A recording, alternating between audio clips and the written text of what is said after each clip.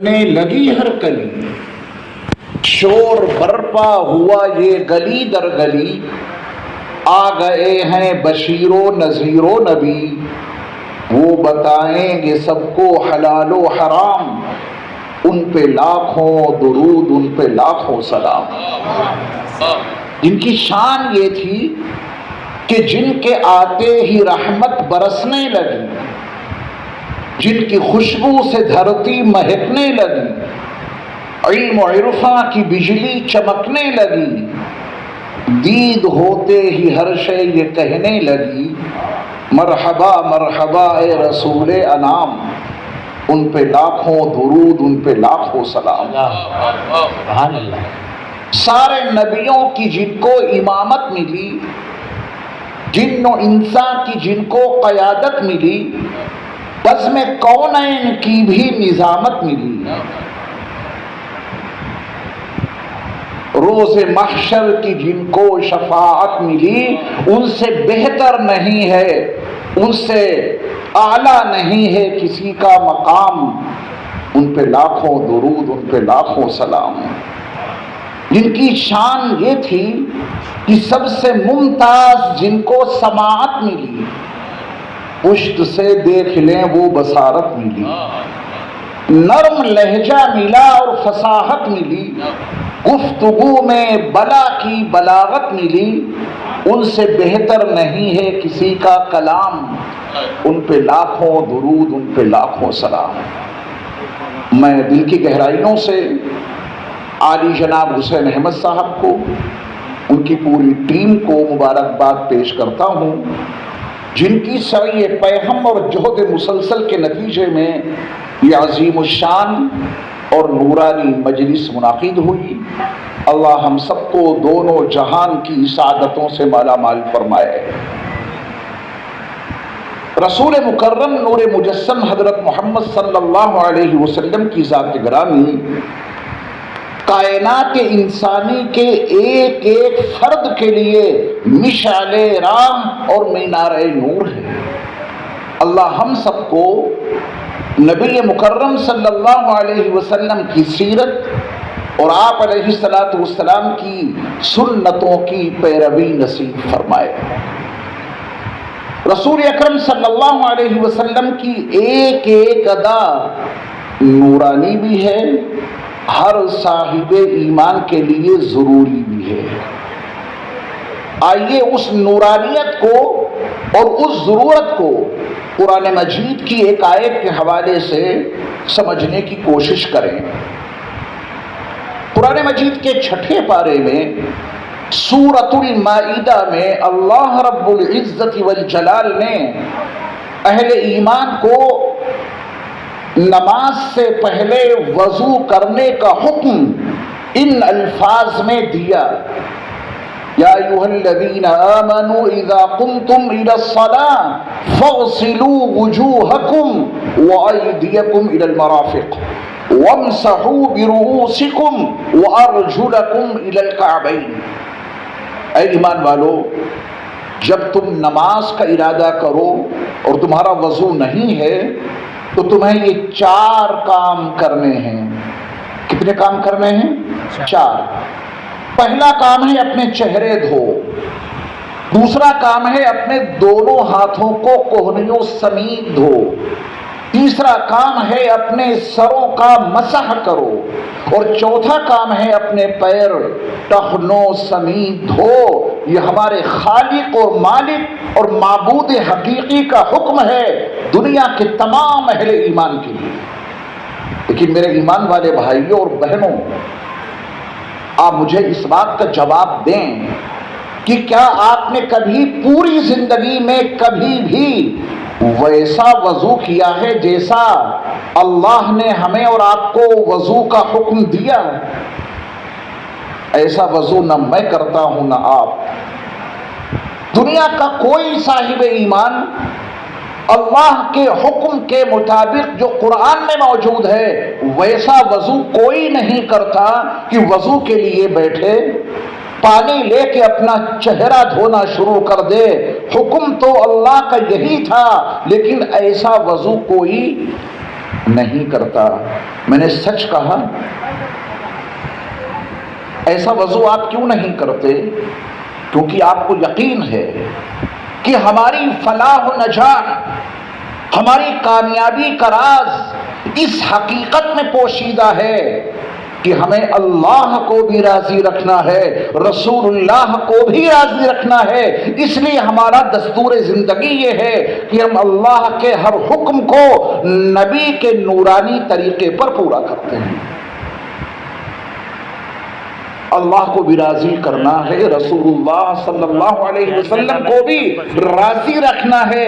تو ہمارا دستور حیات اور مزاج یہ ہے کہ ہم اللہ کے حکم کو نبی مکرم صلی اللہ علیہ وسلم کے نورانی اور مبارک طریقے پر ہی پورا کریں گے. اس لیے ہم اور آپ وضو سے پہلے نبی کی 3 نورانی سنتیں ضرور اپناتے ہیں. پہلے دونوں ہاتھ گٹوں تک دھوتے ہیں 3 مرتبہ، اس کے بعد 3 مرتبہ کلی کرتے ہیں مسواک کے ساتھ، اور اس کے بعد ہم 3 مرتبہ ناک میں پانی چڑھاتے ہیں. یہ حقیقت ہے. یہ دونوں ہاتھوں کو گٹوں تک دھونا قرآن مجید میں نہیں لکھا ہے. یہ 3 مرتبہ کلی کرنا مضمضہ قرآن مجید میں اس کا کہیں سے کہیں تک کوئی تذکرہ نہیں ہے. یہ ناک میں پانی چڑھانا استنشاق، اس کا کوئی ذکر قرآن مجید میں وضو کے حوالے سے نہیں ہے. نبی علیہ الصلوۃ والسلام نے یہ 3 سنتیں حکم الہی کے اوپر عمل کرنے سے پہلے عطا کی ہیں. ذرا ان کی نورانیت تو دیکھیں، ذرا ان کی ضرورت تو دیکھیں. اس سیرت کا ایک نازک پہلو میں آپ کے سامنے رکھنے جا رہا ہوں. ہمیں اور آپ کو کامل یقین رہے کہ ہم نبی مکرم صلی اللہ علیہ وسلم کی جس سنت پر بھی عمل کریں گے اس کا سیدھا فائدہ ہمیں اور آپ کو ملے گا. اللہ کا حکم تھا چہرے دھو کر اپنے وضو کے عمل کا آغاز کرو. نبی نے چہرہ دھونے سے پہلے یہ اپنی جو 3 سنتیں عطا کی ہیں، ذرا ان کی نورانیت کو اور ان کی ضرورت کو سمجھو. ہر پانی سے وضو نہیں ہوتا، ہر پانی سے وضو نہیں ہوتا. وضو اسی پانی سے وجود میں آئے گا جس پانی کے 3 اوصاف صحیح ہوں. پانی کا رنگ صحیح ہو. اگر غلاظت کی بنیاد پر پانی کا رنگ بدل جائے تو اس پانی سے وضو نہیں ہو سکتا. پانی کا وہ دوسرا وصف جس کا صحیح ہونا لازم ہے وہ یہ ہے کہ اس کا ذائقہ صحیح ہو. اگر ذائقہ بدل گیا تو اس پانی سے وضو نہیں ہو سکتا. پانی میں چینی شکر گھول دی گئی تو کیا اس پانی سے وضو ہو جائے گا؟ نہیں ہو سکتا. اسی پانی سے وضو ہوگا جس کی بو صحیح ہو، اسمیل صحیح ہو. اگر غلاظت اور گندگی کی بنیاد پہ اس کی بو بدل گئی تو اس پانی سے بھی وضو نہیں ہو سکتا.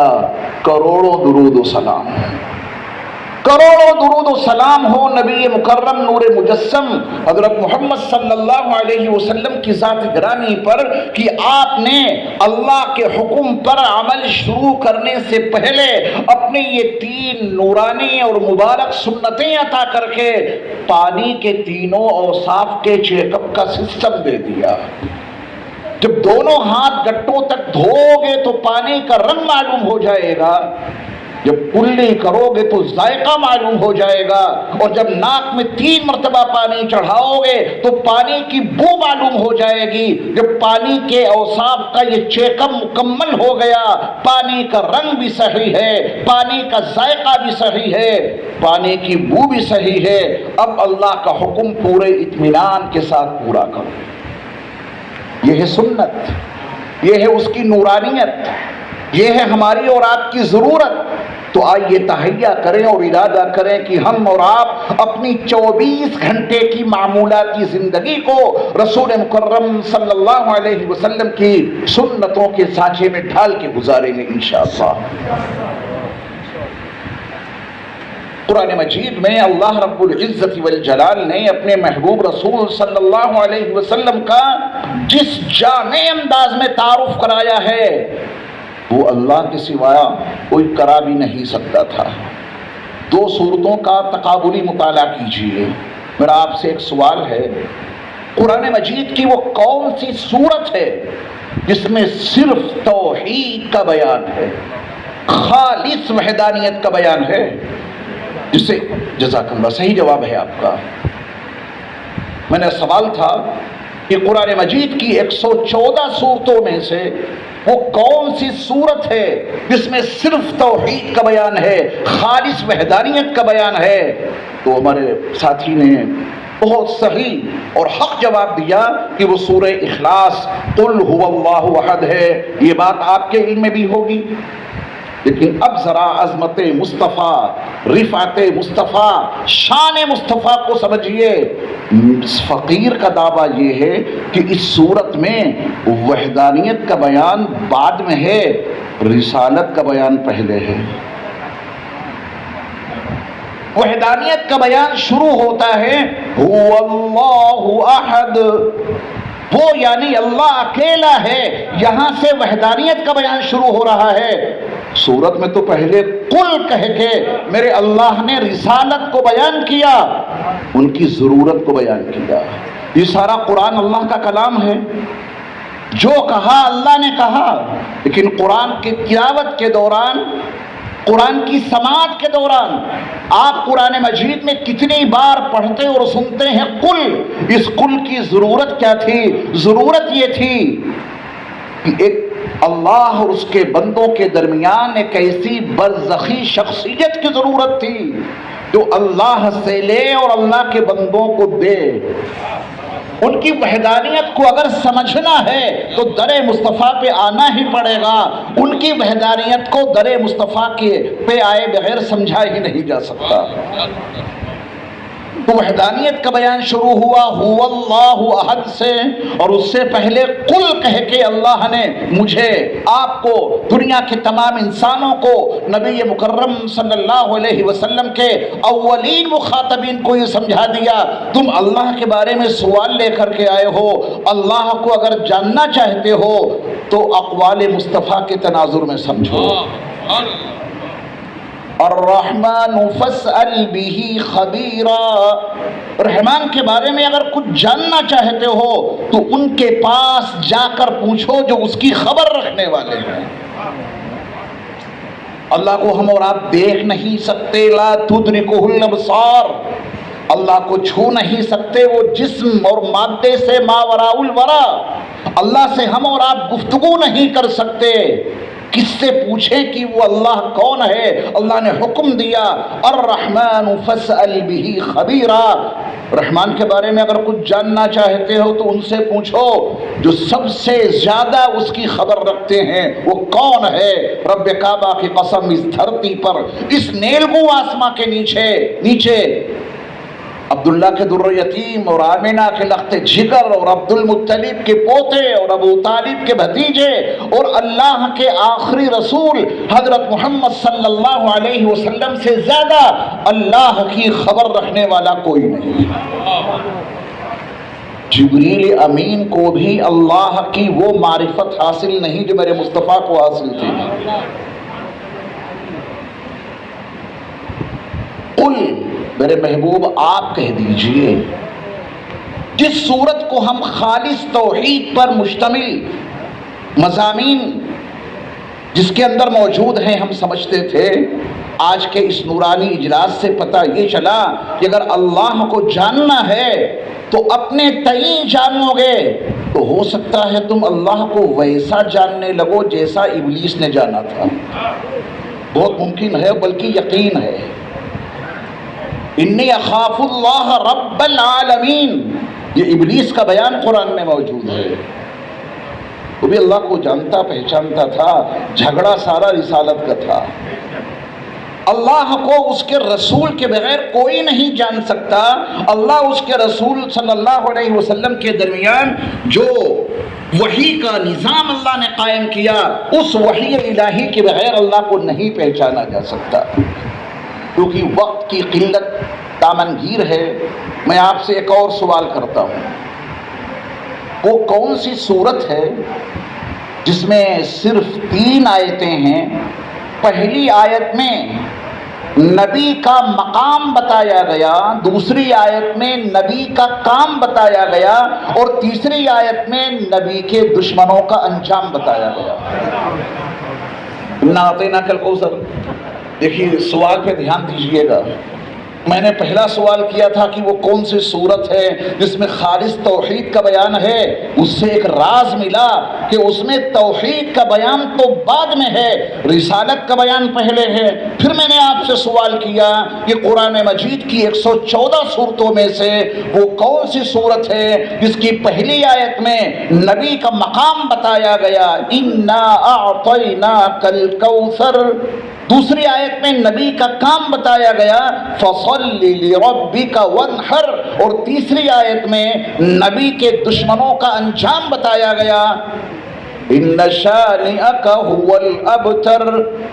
یہ میں نے سورت پڑھی جب آپ نے جواب دے دیا سورۃ الکوثر کا نام لے کر، تبھی میں نے یہ سورت پڑھی آپ کے جواب پر، لیکن وہی نکتہ، وہی راز اس سورت کے آغاز میں بھی پوشیدہ ہے۔ اللہ نے اس سورت کی پہلی آیت میں اپنے نبی کا مقام بعد میں بیان کیا ہے، اِنَّا أَعْطَيْنَا کہہ کر اللہ نے اپنا تذکرہ پہلے کیا ہے۔ نبی کا مقام شروع ہوتا ہے کل کوثر سے، اِنَّا أَعْطَيْنَا تو سیدھا اللہ سے متعلق ہے۔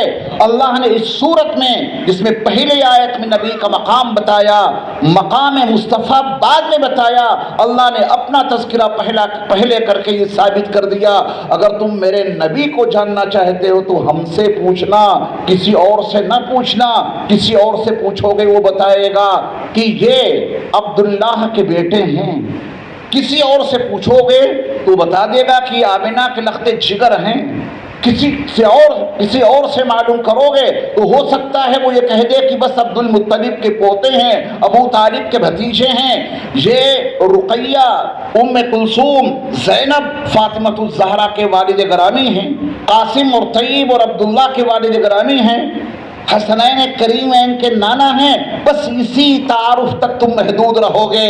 اگر مقام مصطفیٰ جاننا چاہتے ہو، اللہ کے آخری نبی کو سمجھنا چاہتے ہو تو کسی انسان سے نہ پوچھنا، رب العالمین سے پوچھنا، جنہوں نے ان کو بھیجا ہے وہ بتائیں گے کہ یہ کون ہے۔ تو وہ دو صورتیں جن کے بنیادی مضامین، ابتدا کہاں سے، آغاز کہاں سے، اللہ کو جاننا چاہتے ہو در مصطفیٰ پہ آنا پڑے گا، رسول اللہ کو جاننا چاہتے ہو تو اللہ سے پوچھنا پڑے گا۔ اپنے خطبے میں نے جس آیت کی تلاوت کی اسے آپ نے بارہا مقررین سے، واعظین سے، سیرت مصطفیٰ پہ خطاب کرنے والوں سے ضرور سنا ہوگا۔ یا ایھا النبی انا ارسلناک شاہدا ومبشرا ونذیرا وداعیا الی اللہ باذنہ وسراجا منیرا۔ مقررین حضرات کو اللہ جزائے خیر عطا فرمائے، وہ یا ایھا النبی میں لفظ نبی پہ بڑی حسین گفتگو کرتے ہیں، اے خبر دینے والے۔ شاہد اچھی گفتگو ہوتی ہے اس کی تفسیر میں، مبشر اس کی خوب وضاحتیں ہوتی ہیں، داعی اللہ اس کو کثرت سے بیان کیا جاتا ہے۔ سراج منیر کی تفسیر اکثر جلسوں میں نہیں ہو پاتی، ذرا سراج منیر کو بھی سمجھنے کی کوشش کریں۔ سورج سے ہم اور آپ بخوبی واقف ہیں۔ عربی زبان میں سورج کے لیے لفظ الشمس مستعمل ہے۔ ہم اور آپ چراغ سے بھی بخوبی واقف ہیں۔ چراغ کے لیے عربی زبان میں ایک مختص لفظ ہے المصباح۔ سورج کے لیے شمس، چراغ کے لیے مصباح۔ ایک لفظ ہے عربی زبان میں سراج، یہ دونوں کے لیے استعمال ہو جاتا ہے۔ لفظ سراج یہ سورج کے لیے بھی استعمال ہو جاتا ہے، سراجم وہاجا، اور لفظ سراج چراغ کے لیے بھی استعمال ہو جاتا ہے۔ اللہ نے اپنے نبی کے تعارف میں اس آیت میں یہ نہیں کہا کہ وہ روشن سورج تھے، حالانکہ ترجمہ کرنے کی گنجائش ہے، کیونکہ لفظ سراج اس سورج کے لیے مستعمل ہے، لیکن اگر اللہ کو اپنے نبی کے تعارف میں سورج ہی بتانا ہوتا تو پھر شمس منیرہ کہہ دیتے، پھر عجم منیرہ کہنے کی ضرورت نہیں تھی۔ اور اگر چراغ بتانا مقصود تھا، روشن چراغ، روشن کرنے والا چراغ، تو پھر مصباح منیرہ فرما دیتے۔ اللہ نے اپنے نبی کے تعارف میں نہ شمسم منیرہ کہا، نہ مصباحم منیرہ کہا، بلکہ ایک ایسا لفظ استعمال کیا جس میں سورج کا مفہوم بھی شامل ہے اور جس میں چراغ کا مفہوم بھی شامل ہے۔ ذرا اس کے نقطے کو سمجھ کر اپنے لیے نبی کی ضرورت کو سمجھیں۔ ہم اور آپ اپنی 24 گھنٹے کی معمولاتی زندگی میں روشنی دو ذرائع سے حاصل کرتے ہیں۔ جب دن ہوتا ہے تو ہمیں سورج کی روشنی مل جاتی ہے، جب رات ہوتی ہے تو چراغ جلا لیتے ہیں۔ یہ چراغیں تو جلا رکھے ہیں آپ نے، سائز بڑھ گیا، نئے انداز کی چراغ ہو گئی۔ ہم اور آپ اپنی 24 گھنٹے کی معمولاتی زندگی میں اپنی تاریک دنیا میں دو چیزوں سے روشنی حاصل کرتے ہیں، دن ہے تو سورج کی روشنی، رات ہے تو چراغ کی روشنی۔ اللہ رب العزت والجلال نے اس آیت میں نبی مکرم صلی اللہ علیہ وسلم کو سراج منیر کہہ کے ہمیں اور آپ کو یہ بتا دیا کہ 24 گھنٹے کی معمولاتی زندگی میں تم کو میرے نبی سے روشنی ملتی ہی رہے گی۔ دن میں ہو تو میرا نبی روشن سورج بن کر موجود ہے، تم رات میں ہو تو میرا نبی روشن چراغ بن کر موجود ہے۔ رسول مکرم صلی اللہ علیہ وسلم کے اوصاف حمیدہ پہ گفتگو کی جائے، آپ علیہ الصلوۃ والسلام کے اخلاق عالیہ کو بیان کیا جائے، آپ علیہ الصلوۃ والسلام کی سماجی معاشرتی زندگی کو بیان کیا جائے، ہر شعبہ زندگی میں رسول اللہ صلی اللہ علیہ وسلم کی واضح تعلیمات موجود ہیں۔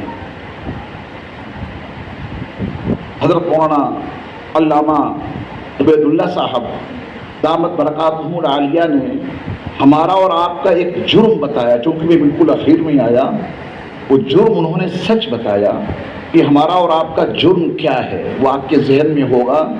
حضرت مولانا کے اسی ارشاد گرامی کے ساتھ اپنے جرائم کی فہرست میں ایک جملہ اور جوڑ لیجیے تاکہ سیرت مصطفیٰ کے عنوان سے منعقد ہونے والے اس اجلاس کی اہمیت، ضرورت اور افادیت مزید واضح ہو جائے۔ اس جملے کے ساتھ، حضرت مولانا کے اس ارشاد کے ساتھ ایک جملہ اپنے جرائم کی فہرست میں اور جوڑ لیجئے۔ پوری دنیا میں جو ہم پہ مظالم ڈھائے جا رہے ہیں، جو ظلم اور جبر اور تشدد برپا کیا جا رہا ہے، اس کی وجہ ہمارے اپنے جرائم ہیں۔ حضرت مولانا نے ایک جرم بتایا، ایک جرم اور شامل کر لیجئے کہ ہم پر یہ ظلم اور جبر اور تشدد اس وجہ سے بھی ہو رہا ہے کہ ہم نے نبی کی سیرت ان لوگوں تک نہیں پہنچائی۔ یہ ہمارا جرم ہے۔ اب آپ صحابہ کی تاریخ پڑھیں ایمان کے حوالے سے، وہ حضرت عمر جو رسول مکرم صلی اللہ علیہ وسلم کو قتل کرنے کے لیے تلوار لے کے نکلے تھے، نبی مکرم پہ نازل ہونے والا قرآن سورہ طٰہٰ کی چند آیتیں حضرت عمر کی بہن اور ان کے بہنوئی حضرت خباب کے ذریعہ ان تک وہ پیغام پہنچ گیا، پیغام پہنچا، دل کی دنیا بدل گئی، قاتل رسول خادم رسول بن گیا۔ تو ہمارا ایک جرم ہے کہ ہم نے دنیا کے تمام انسانوں تک، برادران وطن تک رسول مکرم صلی اللہ علیہ وسلم کی سیرت کے پیغام کو پہنچایا نہیں، بلکہ اس پیغام مصطفیٰ کو مٹانے کی کوشش کی۔ اقالہ آپ کے اس کھمم شہر میں کیا کوئی ہے ایسی مارکیٹ جس میں کوئی بھی شخص بلا تفریق مذہب و ملت اس بنیاد پر آ جائے کہ یہ محمد رسول اللہ کے غلاموں کی مارکیٹ ہے، آنکھ بند کر کے سامان لے لو، پروفٹ بھی زیادہ نہیں لیا جائے گا، مال بھی خراب نہیں دیا جائے گا، بکا ہوا مال واپس بھی ہو جائے گا۔ علماء مصطفیٰ کی مارکیٹ تو ایسی ہی ہونی چاہیے۔ جب رسول مکرم صلی اللہ علیہ وسلم مکہ المکرمہ سے مدینہ منورہ تشریف لائے، وہاں کا سب سے بڑا بازار یہودیوں کا تھا، انہی کا ان پہ قبضہ، انہی کی اپنی دکانیں۔ کروڑوں درود و سلام ہو نبی مکرم صلی اللہ علیہ وسلم کی ذات گرامی پر، آپ نے ان کے بازار پہ کوئی تنقید نہیں کی، آپ نے کسی کو ان کے بازار میں جا کر سامان خریدنے سے روکا نہیں۔ آپ علیہ الصلوۃ والسلام نے مدنی زندگی کے آغاز میں ان کے بازار کو برا بھلا نہیں کہا، خامیاں نہیں بتائیں، آپ نے ان کے بالمقابل ایمان والوں کا ایک بازار الگ بنا دیا، اور نگرانی اس کی آپ نے خود کی۔ وہ نگرانی کے واقعات سنانے کا موقع نہیں ہے۔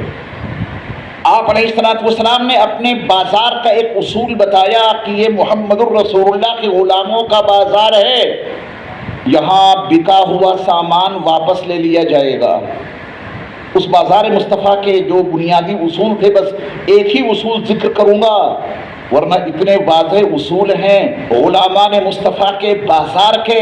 اگر عصر حاضر کے یہ غلامان مصطفیٰ اپنی مارکیٹ کو اس نظام مصطفیٰ پہ قائم کر دیں، دولت سمیٹے نہیں آئے گی، برکتیں رحمتیں اتنی جن کا تصور نہیں کر سکتے۔ رسول اللہ صلی اللہ علیہ وسلم نے یہود کے بازار کے بالمقابل جو بازار قائم کیا، اس کے بنیادی اصول وضع کیے۔ آپ نے اس کا ایک اصول یہ رکھا کہ بکا ہوا مال واپس لے لیا جائے گا، اور اس کا نام آپ نے اقالہ تجویز کیا، اور حکم دیا کہ کوئی شخص اگر کوئی چیز تم سے خرید کے لے گیا، اسے پسند نہیں آئی، اس کے گھر والوں کو پسند نہیں آئی، جب واپس کرنے کے لیے آئے اپنی چیز لے لینا، اور اس کا پورے اس کے جتنے پیسے ہیں وہ دے دینا۔ اس کا نام اقالہ ہے۔ اور آپ علیہ الصلوۃ والسلام نے خوشخبری بھی یہ سنا دی کہ جو شخص اقالہ کر لے، جو شخص بیچا ہوا مال واپس کر لے، اس کے لیے اللہ جنت میں نہایت مخصوص محل بنائے۔ یہ خوشخبری بھی سنا دی۔ آج اسی مدینے کی سرزمین پر انہی کے ماننے والے ہم اور آپ بھی غلامان مصطفیٰ میں شامل ہیں۔ وہاں جو فاتورہ تیار ہوتا ہے، وہاں جو بل بنتا ہے، اس فاتورہ کے اوپر اس بل کے نیچے دو جملے لکھے ہیں، لا ترد ولا تبدل۔ کہ فاتورہ پہ تحریر میں دے رہے ہیں غلامی مصطفیٰ کا یہ ادا ہو رہا ہے، یہ بغاوت ہے، یہ سرکشی ہے، نبی مکرم صلی اللہ علیہ وسلم کی تعلیمات سے اعراض ہے۔ یہ نہیں لکھنا چاہیے تھا کہ لا ترد ولا تبدل، نہ یہ بکا ہوا مال واپس ہوگا، نہ پیس بدلا جائے گا۔ یہ دو باتیں کسی کی زبان سے اور کسی کی بھی تحریر سے اچھی لگ سکتی تھیں، غلامان مصطفیٰ کے فاتورہ پر، غلامان مصطفیٰ کے بلوں پر یہ جملہ لکھنا، یہ اسلام کے ساتھ نہایت بھونڈا مذاق ہے کہ نہ مال واپس ہوگا نہ پیس بدلا جائے گا۔ یورپ جائیے، انگلینڈ جائیے، آپ ایک موبائل خریدیے 1.5 لاکھ روپے کا، آپ کو وہاں سے بھی ایک فاتورہ ملے گا۔ دوا ہر ایک کو فائدہ کرتی ہے، مسلک اور مذہب اور دھرم سے بالا تر ہو کر۔ جسے بخار آیا ہے وہ بخار کی دوا کھائے تو کسی بھی مذہب کا ہو انشاءاللہ اسے فائدہ ہوگا۔ بیماری مذہب دیکھ کر نہیں آتی۔ ان لوگوں نے نبی کے بازار کا یہ اصول اپنا لیا، 1.5 لاکھ روپے کا آپ نے موبائل لیا، آپ کو وہاں بھی ایک فاتورہ ملے گا، اس میں یہ لکھا ہے کہ 15 دنوں کے اندر اندر آپ اپنا یہ پیس واپس کر کے پورے پیسے لے سکتے ہیں۔ تعلیمات مصطفیٰ جن کے پاس جائیں گی وہ عروج پائیں گے۔ اللہ یہ شعور ہمیں اور آپ کو بھی عطا کر دے۔ بنا لو کوئی ایسی مارکیٹ غلامان مصطفیٰ کی جس مارکیٹ کو نبی مکرم صلی اللہ علیہ وسلم کے اصول تجارت پہ چلا لو، یہی مارکیٹ آپ کو عرش کے سائے کے نیچے پہنچا دے گی، کیونکہ میرے مصطفیٰ علیہ الصلوۃ والسلام نے جن 7 طرح کے لوگوں کے لیے عرش کے سائے کی خوشخبری دی ہے، اس عرش کے سائے میں وہ لوگ بھی پہنچیں گے جو تاجر ہوں اور ان کی تجارت صداقت اور امانت کی بنیادوں پہ قائم ہو۔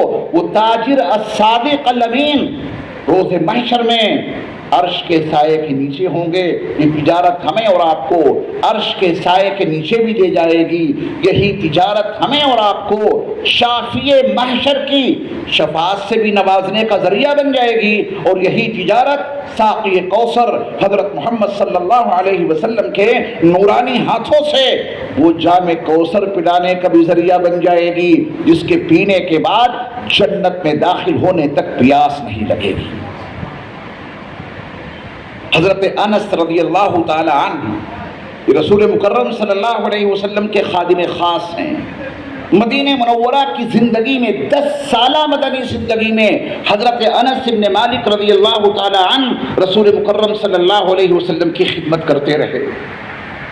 ہر شخص اپنے مخصوص لوگوں کو کچھ مخصوص وصیتیں اور کچھ مخصوص نصیحتیں کر ہی دیتا ہے.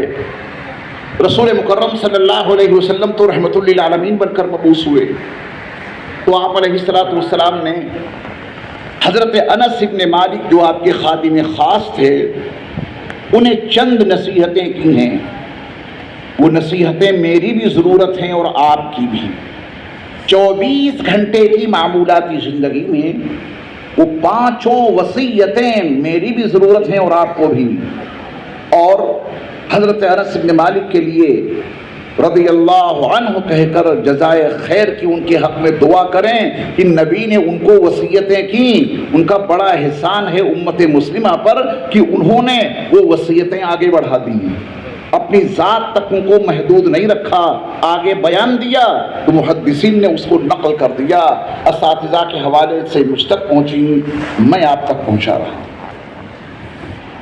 رسول مکرم صلی اللہ علیہ وسلم نے فرمایا کہ انس جب کبھی وضو کرو تو کامل وضو کرو, اسبغ الوضو, کامل وضو کرو. کریں گے کامل وضو انشاءاللہ. میں نے تھوڑا سا خاکہ رکھا آپ کے سامنے, چہرہ دھونے سے پہلے ان 3 سنتوں کی اہمیت کیا ہے, ضرورت کیا ہے, افادیت کیا ہے. رب کعبہ کی قسم میرے مصطفیٰ کی ہر سنت میں اسی طرح نورانیت بھی ہے اور افادیت بھی ہے اور ضرورت بھی ہے. اسبغ الوضو, جب کبھی وضو کرو تو کامل اور مکمل وضو کرو.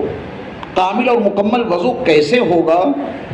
کوئی عمل اپنے اندر اس میں جمال کیسے پیدا ہو, کسی عمل میں کمال کیسے پیدا ہو, کسی بھی عمل میں حسن کیسے پیدا ہو, ایک ہی راستہ ہے. اس عمل کو سنت مصطفیٰ کے سانچے میں ڈھال دو, اس عمل میں سنت کی برکت سے جمال بھی پیدا ہوگا, کمال بھی پیدا ہوگا, اللہ کی طرف سے نوال بھی حاصل ہوگا. اس کے علاوہ کوئی راستہ نہیں ہے کہ وہ عمل اللہ کی بارگاہ میں مقبول ہو سکے, اس میں حسن و جمال پیدا ہو سکے. اعمال میں حسن و جمال پیدا کرنے کا واحد راستہ یہ ہے کہ نبی مکرم صلی اللہ علیہ وسلم کی سنتوں کے سانچے میں اس عمل کو ڈال دو, یہ ساری خصوصیات اس میں پیدا ہو جائیں گی. 2 گام کوئی چل کر اس راہ پر بھی دیکھے. گام یہ فارسی زبان کا لفظ ہے جس کا ترجمہ ہے قدم. ہم دنیا میں نہ جانے کتنے راستوں پر چل چکے ہیں اور نہ جانے کتنے راستوں پر چلنے کے ارادے رکھتے ہیں. 2 گام کوئی چل کر اس راہ پر بھی دیکھے. کتنی حسین ہے راہیں, کتنا حسین سفر ہے. چلیں نبی کی سنتوں پر, راستہ بھی بہت اچھا, سفر بھی بڑا حسین. اللہ ہمیں اور آپ کو نبی مکرم صلی اللہ علیہ وسلم کی سنتوں کے اپنانے اور ان پر عمل کرنے کی توفیق عطا فرمائے. کامل وضو کریں. اور یہیں پر ایک بات اور نوٹ کر لیں جو آج کے اس اجلاس کا, ایک درس کا ایک اہم حصہ ہے. آج سے تہیہ کیجئے کہ ہم بے وضو نہیں بستر پہ جائیں گے سونے. جب کبھی سونے کے لیے بستر پہ جائیں تو سونے سے پہلے وضو کر لیا کریں. فائدہ نبی علیہ السلام نے بتایا ہے فائدہ کہ جو شخص باوضو ہو کر اپنے بستر پہ جاتا ہے اللہ اس کے لیے ایک فرشتہ مقرر کر دیتا ہے. وہ فرشتہ اسی کے ساتھ میں رات گزارتا ہے اور جب یہ سو کر بیدار ہوتا ہے فرشتہ اپنی ڈیوٹی اور ذمہ داری نبھاتے ہوئے جس کے لیے اللہ نے اس کے پاس بھیجا ہے وہ یہ دعا کرتا ہے کہ یا اللہ اس بندے کی مغفرت کر دیجئے کیونکہ یہ باوضو ہو کے بستر پہ آیا تھا. کریں گے اہتمام. آج سے ہی وقت اجازت قطعاً نہیں دے رہا کہ میں اس کے طبی فوائد, میڈیکل سائنس کے حوالے سے اس کے فوائد آپ کے سامنے واضح کروں, ورنہ جس دن آپ کو بڑا مسئلہ ہمارا اور آپ کا یہ ہے, اللہ حفاظت فرمائے کہ ہم اسباب و وسائل پر نظر رکھ کے کوئی بات مانتے ہیں. صحابہ نبی کے فرمان پر, نبی کے فرمان کی بنیاد پر ایمان لے آتے تھے. آج کے دور کی مجبوری ہو گئی کہ صاحب میڈیکل سائنس کے فائدے بتائیے، طبی فائدے بتائیے، تو اس پر عمل کریں گے۔ میاں میڈیکل سائنس کو تو ابھی پتا چلا کہ کھانے سے پہلے ہاتھ دھو لینے چاہیے، کیونکہ اس پہ کیٹانو بہت ہوتے ہیں۔ باہر نکلے بہت سارے جراثیم اس پہ جمع ہو گئے، انہوں نے خوردبین سے جب اپنے ہاتھوں پہ چلتے ہوئے کیٹانو دیکھ لیے تو میڈیکل سائنس نے یہ کہا کہ کھانے سے پہلے ہاتھ دھو لیا کرو۔ یہی بات اب سے 1450 سال پہلے نبی مکرم صلی اللہ علیہ وسلم اپنی سنت کے حوالے سے ہمیں دے گئے۔ اگر میڈیکل سائنس کی بنیاد پہ آپ ہاتھ دھوئیں گے فائدہ تو مل جائے گا، نبی کی محبت نہیں ملے گی۔ آپ ہاتھ اس نیت سے دھوئیں کھانے سے پہلے، میرے مصطفیٰ کی سنت ہے، سنت رسول پہ عمل کرنے کا فائدہ بھی ملے گا، محبت مصطفیٰ بھی حاصل ہوگی، میڈیکل سائنس کا فائدہ بھی مل جائے گا، وہ کہاں جائے گا؟ تو ایک مزاج بنائیے کہ ہمیں اسباب و وسائل کے حوالے سے نہیں بلکہ اللہ اس کے رسول کے فرمان کی بنیاد پہ وہ بات ماننی ہے انشاءاللہ۔ ایک مسئلہ بھی بتا دوں آپ کو، کہیں آج آپ پریشان ہو جائیں کہ صاحب اتنے بڑے اجلاس میں انیس بلگرامی نے ہمیں یہ بتایا کہ باوضو ہو کے سویا کرو، ہم تو وضو کر کے آئے اور جیسے ہی بستر پر لیٹے تو وضو ٹوٹ گیا۔ یہ ممکن ہے کیونکہ لیٹتے ہی تو نیند نہیں آ جاتی، پھر دوبارہ جانا پڑے گا، پھر تو رات بھر یہی کرتے رہیں گے۔ اب مسئلہ سنیے، سونے کی نیت سے جو وضو آپ کر کے اپنے بستر پر آئے ہیں یہ ٹوٹتا ہی نہیں ہے، سونے سے بھی نہیں ٹوٹتا۔ آپ وضو کر کے بستر پہ آئے، وضو ٹوٹ گیا، دوبارہ نہیں جانا ہے۔ ہاں اب اس سے آپ نماز نہیں پڑھ سکتے، اس سے آپ قرآن مجید ہاتھ میں نہیں لے سکتے، لیکن سونے کی نیت سے جو آپ نے وضو کیا اور بستر پر لیٹے، آنکھوں کے بند ہونے سے پہلے اگر 10 مرتبہ بھی عارضہ پیش آئے یہ والا وضو نہیں ٹوٹے گا۔ آپ سو بھی گئے تب بھی نہیں ٹوٹے گا۔ یہ کب ٹوٹے گا؟ جب سو کے آپ بیدار ہوں گے۔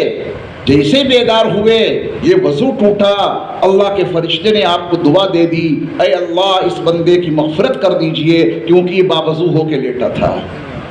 بات واضح ہو گئی۔ نبی علیہ السلام نے فرمایا، اب میں ذرا جلدی کرتا ہوں، 4 وصیتیں آپ کو بتانی ہیں، تفصیل کا موقع نہیں، اختصار کے ساتھ۔ آپ علیہ السلام نے فرمایا کہ انس، میری امت کا کوئی فرد ملے اسے سلام کر لیا کرنا، اس کی وجہ سے تمہاری نیکیوں میں اضافہ ہو جائے گا۔ نسخہ بہت اہم ہے، ہم اور آپ نیکیاں کرتے کتنی ہیں؟ چلو جتنی بھی تھوڑی سی کی ہیں ان میں اضافے کی فکر لے لیجئے۔ اعمال زیادہ نہیں بڑھا پا رہے ہیں تو جتنی نیکی کی ہے اسی نیکی کو بڑھوا لو۔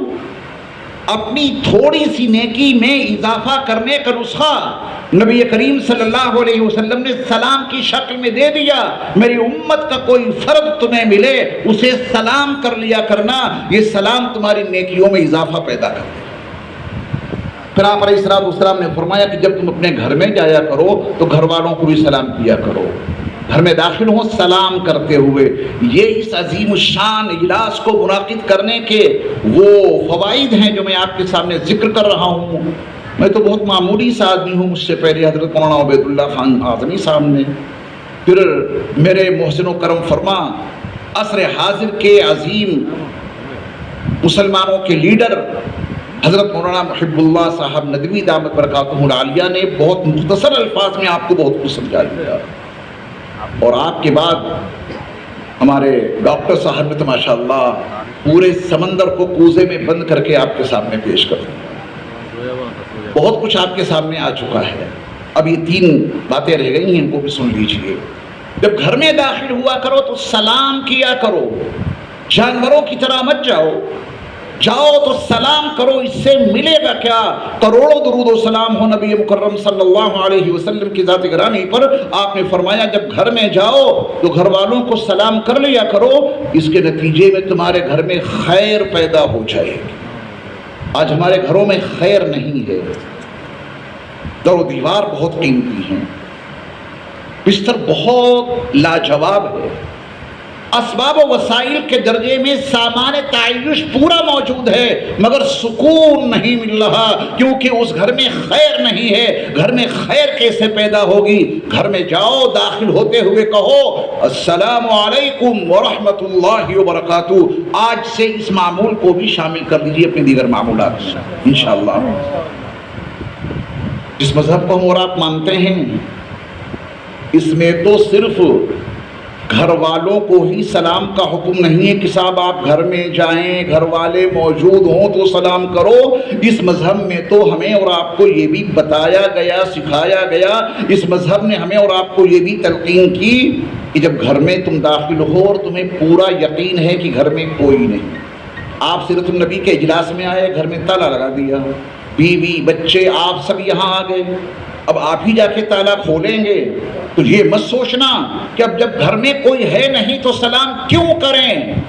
اس مذہب کی تعلیم یہ ہے کہ گھر میں کوئی ہے تب بھی اسے سلام کرو, اور اگر گھر میں کوئی نہیں ہے, اس کمرے میں کوئی نہیں ہے, آپ نے ہی اس کا تالا لگایا اور آپ ہی اسے کھول کے اندر جا رہے ہیں, اسلام کی تعلیم یہ ہے کہ اس میں بھی سلام کر کے داخل ہو.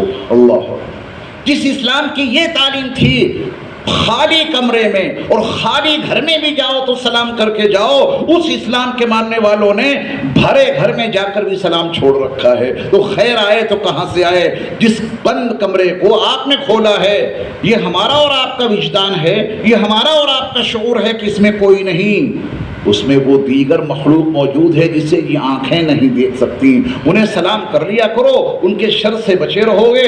کسی عامل کے پاس جا کے تعویذ بنوانے کی ضرورت ہی نہیں پیش آئے کہ صاحب گھر میں بڑی پریشانی ہے, جا کے سلام کر لیا کرو اس مخلوق کو جس کو آپ سلام کرتے ہیں اہتمام سے ہر بار, تو وہ آپ کو ستاتے ہوئے 10 مرتبہ سوچے گا میاں یہ تو ہمارا بڑا احترام کرتا ہے, ہم اسے کیوں ستائیں. گھر کی مخلوق کو اگر آپ ہر مرتبہ سلام کریں تو وہ آپ کو کیوں ستائے کہ وہ والی مخلوق. آپ علیہ الصلوۃ والسلام نے چوتھی بات یہ بتائی کہ چاشت کی نماز اہتمام سے پڑھ لیا کرو. انس, تم سے پہلے جتنے اللہ والے گزرے ہیں, تم سے پہلے جتنے اللہ کے مقرب بندے گزرے ہیں, سب کے معمولات میں چاشت کی نماز شامل تھی. اور آخری بات جو آپ علیہ الصلوۃ والسلام نے وصیت کے طور پہ فرمائی, 5ویں بات, ذرا اس کو بھی گرہ سے باندھ لیجئے گا اور تہیہ کر کے اٹھیے کہ انشاءاللہ اب ہم اپنی 24 گھنٹے کی معمولاتی زندگی میں نبی مکرم صلی اللہ علیہ وسلم کے اس فرمان عالی شان کو بھی عملی طور پہ برپا کر دیں گے انشاءاللہ. آپ علیہ الصلوۃ والسلام نے فرمایا کہ انس, اپنے چھوٹوں پہ رحم کرتے رہنا, اپنے بڑوں کا احترام کرتے رہنا. یہی ایک جملہ ایسا ہے جس پہ گھنٹوں خطاب کیا جا سکتا ہے, نہیں, گھنٹوں خطاب کرنا ضروری ہے. ایک تعبیر یہ ہے کہ اس عنوان پہ گھنٹوں خطاب کیا جا سکتا ہے, اور ایک تعبیر یہ ہے کہ اس پہ گھنٹوں خطاب کرنے کی ضرورت ہے تاکہ امت اس کی تہ میں جائے کہ چھوٹوں پہ رحم کرنے اور بڑوں کے احترام کرنے کے نتیجے میں ہمیں ملے گا کیا. اسلام کا یہ بڑا بنیادی اصول زندگی ہے. اپنے گھر میں, اپنے سماج میں, اپنے معاشرے میں, اپنی آئلی زندگی میں, اپنی خاندانی زندگی میں, کہیں بھی رہیں, چھوٹے بڑوں کے لیے نبی علیہ الصلوۃ والسلام کی ہدایت پہ عمل کرتے رہیں گے انشاءاللہ. چھوٹوں پہ رحم کرتے رہنا, بڑوں کا احترام کرتے رہنا. کیا ملے گا اس پہ؟ اللہ کرے آپ نے مصر کی تاریخ پڑھی ہو.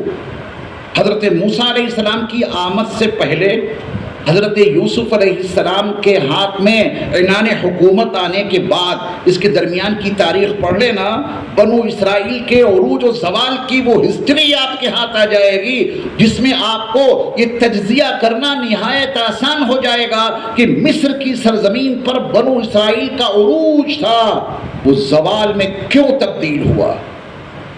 مصر کی سرزمین پہ بنو اسرائیل کو عزتیں ملی ہوئی تھی, کیا وجوہات ہوئی کہ وہ قعر مذلت میں پہنچ گئے. صرف 2 وجہیں تھیں. مفکر اسلام حضرت مولانا سید ابو الحسن علی الحسنی الندوی نور اللہ مرقدہ نے وہ دونوں وجہ بتا دی. جیسا کہ میں نے عرض کیا کہ بیماری کا تعلق قوموں سے نہیں ہوا کرتا, وہ انسانوں سے ہوا کرتا ہے. بنو اسرائیل کے عروج کے دور میں اور ان کے زوال کے دور میں جب آپ خط امتیاز کھینچیں گے تو آپ کو معلوم ہوگا کہ زوال کیوں ہوا, قعر مذلت میں کیوں گرے. ان کے مالداروں میں تکبر پیدا ہو گیا تھا, ان کے غریبوں میں حسد پیدا ہو گیا تھا. ان دونوں بیماریوں نے پوری قوم کو تباہ کر کے رکھ دیا۔ ہم جہاں بھی زندگی گزاریں، اگر آپ مالدار ہیں تو غریبوں کی فکر کرتے رہنا، اور غریب ہیں تو مالداروں سے کبھی حسد نہ کرنا۔ یہ وہ قومی بیماریاں ہیں۔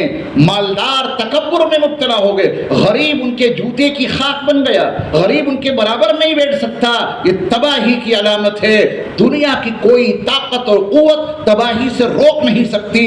اگر امت مسلمہ کے مالداروں میں یہ بیماری آ گئی، وہ قعر مذلت میں گر کر رہیں گے۔ غریبوں میں حسد کی بیماری پیدا ہو گئی، یہ قوم معاشی اعتبار سے، معیشت کے لحاظ سے کبھی مضبوط نہیں ہو سکتی۔